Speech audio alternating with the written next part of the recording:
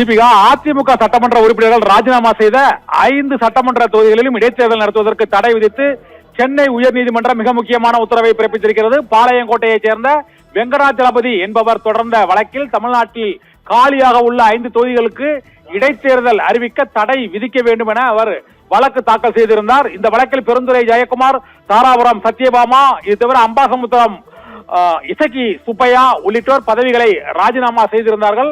ராஜினாமா செய்த அந்த தொகுதிகளில் இடைத்தேர்தல் நடத்த தடை விதிக்க வேண்டும் என்று அவர் வழக்கு தொடர்ந்திருந்தார். திருச்சி கிழக்கு, கரூர் மற்றும் விராலிமலை, பெருந்துறை, அம்பாசமுத்திரம் ஆகிய தொகுதிகளில் இடைத்தேர்தல் அறிவிப்பதற்கு தடை விதித்து சென்னை உயர்நீதிமன்றம் உத்தரவு பிறப்பித்திருக்கிறது. தமிழகத்தில் தமிழக வெற்றி கழக அரசு அமைந்த பின்னர் அங்கு அறுதி பெரும்பான்மை கிடைக்காததை ஒட்டி அதிமுகவின் சட்டமன்ற உறுப்பினர்கள் தொடர்ந்து தங்களது பதவிகளை ராஜினாமா செய்து தாவேகாவில் இணைந்து வந்தனர். இந்த சூழ்நிலையில் திருச்சி கிழக்கு, கரூர், விராலிமலை, பெருந்துறை ஆகிய தொகுதிகளில் இடைத்தேர்தல் நடத்துவதற்கு தடை விதிக்க வேண்டும் என்று பாளையங்கோட்டையைச் சேர்ந்த வெங்கடாச்சலபதி என்பவர் வழக்கு தொடர்ந்திருந்தார்.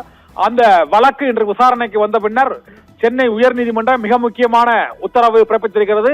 5 தொகுதிகளிலும் வெற்றி பெற்றவர்களின் வெற்றிக்கு எதிரான வழக்கு, அதாவது இவர்கள் வெற்றி பெற்றது செல்லாது என்று நீதிமன்றங்களில் வழக்கு தொடரப்பட்டிருப்பதால் இப்போதைக்கு அந்த 5 தொகுதிகளிலும் இடைத்தேர்தல் நடத்துவதற்கு தடை விதித்து சென்னை உயர்நீதிமன்றம் உத்தரவு பிறப்பித்திருக்கிறது.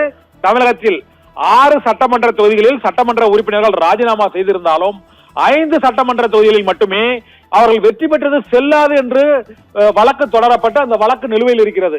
இந்த வழக்கு நிலுவையில் இருக்கும் போது அந்த தொகுதிகளில் இடைத்தேர்தல் நடத்தக்கூடாது என்பதுதான் பாளையங்கோட்டையைச் சேர்ந்த வெங்கடாச்சலபதி என்ற வழக்கறிஞரின் பிரேயர் பெட்டிஷன். அந்த பெட்டிஷனை ஏற்று இப்பொழுது 5 தொகுதிகளில் இடைத்தேர்தல் நடத்துவதற்கு தடை விதித்து இப்போது சென்னை உயர்நீதிமன்றம் உத்தரவிட்டிருக்கிறது.